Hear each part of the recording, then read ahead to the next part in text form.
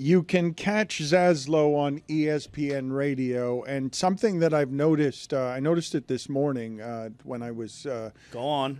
downstairs, that on ESPN, one of the anchors on ESPN I did not recognize. That happens a lot to me, but looked extraordinarily young to me. And the thing that I wanted to talk to you guys about is if the highlight show is endangered and if the sports anchor is endangered, because we have sports that we consume through highlights. The casual fan observes through highlights, the NBA chief among them, but observing it on highlights on your phone or through your social media is different than having to go to your television. And I assume, I don't assume, I actually know that throughout the industry, everyone's being asked to take pay cuts because media is shrinking, media is in trouble, and there are fewer jobs in general than there used to be. And as a practice, ESPN makes sure that the four letters are the thing that matters the most and that other parts are interchangeable or disposable. I think Scott Van Pelt is so popular that ESPN will continue to pay him. But I also know that if ESPN lost Scott Van Pelt, it wouldn't be some sort of seismic thing just because, in general, the sports anchor is less valuable throughout everywhere in television than he or she has been almost the entirety of my lifetime. Well, that part is go ahead. I'm sorry, Roy. Well, I don't think we're losing the highlight show. I mean, SportsCenter is getting expanded out to Disney Plus with Gary Streisky and Randy Scott. Those are the best two doing it in terms of chemistry with each other right now. I know like Linda Cohn's still doing it, and there are still like they're the new guys. They are like, they're together. They're chemistry. the new big show. You know, instead of Dan Patrick and Keith Olbermann, it's Gary Streisky and Randy Scott, and they're fantastic. But I feel like one of the big complaints that viewers have with ESPN television these days is that they want more SportsCenter. They want more highlight shows, that they miss that part. You know, the same way that, you know, you get older people say MTV, oh, why don't they have videos anymore?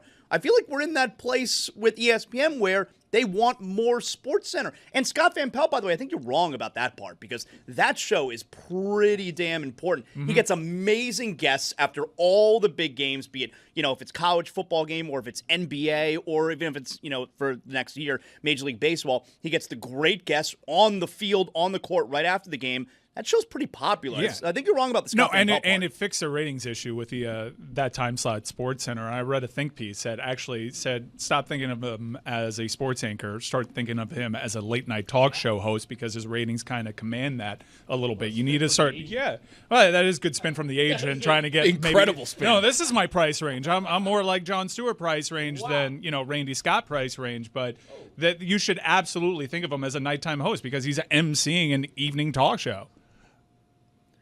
I actually found that stat. Oh, good. Thank God. Since 2015 in the NCAA tournament, wins above seed expectation, the ACC, 21.1, the most of any conference. SEC, minus 4.6. Overrated.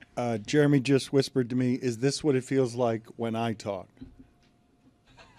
Is it that bad? You're less nervous. But you don't have the accompanying visual aid of popping out from under Mike Ryan. That is endearing. The Scott Van Pelt thing, just to clarify, okay, because I want to make sure people understand this. I mean it as no indictment as Scott Van Pelt. He's as good as anyone who has ever done that.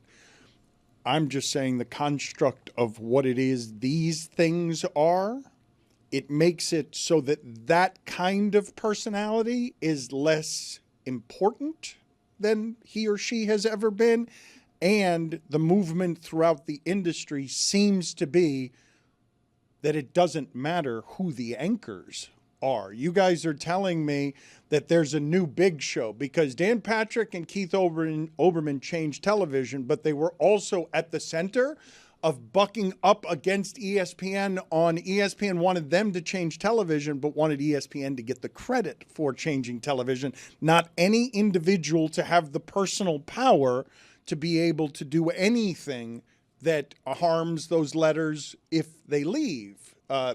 In fact, I would say that one of the chief forms of leadership at ESPN has been simply to make sure that no one else establishes the precedent of being more important than the other folks on the network. It's We important. experience that. Yeah, well, I mean, I would say that just in general, it's not even a bad thing to do as a business because it's one way to keep costs down. So I like that late show. I like Scott Van Pelt as a personality, but I don't believe that if I suddenly took Scott Van Pelt off of that and did a form of the same show, that the larger entity of ESPN would be harmed any more than it's already harmed by whatever it is that you think the defections or the loss of quality is. You're getting buy-in from Chris here, but the ratings speak for themselves. Like when he took over, he saved that show that was in free fall, and he's built an audience. So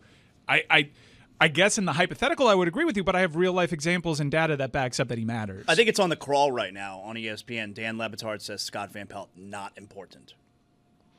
Not what I said, not what I would ever say. I would say that if ESPN chooses to make its midnight flagship something that it's pouring all of its resources in, because one of the things you guys just said is, oh, he's got the greatest guest. That has nothing to do with Scott Van Pelt. Partnerships with leagues.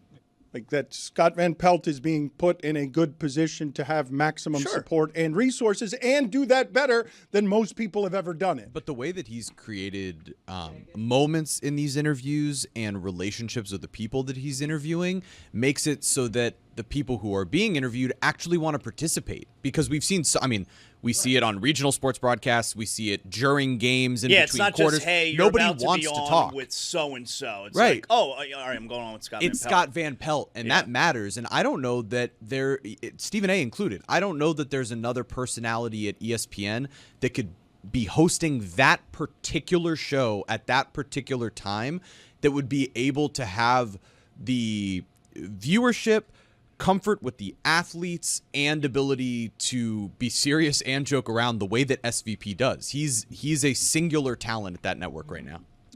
Wow, that's something to say there, even as I admire all of his Why did gifts. they show my fist pump? He made a is, good point. You gotta that's fist an bump. excellent point because Oh, it's a good point. Okay. he can be humorous, but like say there was something tragic, God forbid, something tragic happens Exactly. in sports. ESPN's I putting think he's a call a in. trusted guy now on They're bringing in television. SVP, and he's going to anchor that coverage. Yeah, I think so.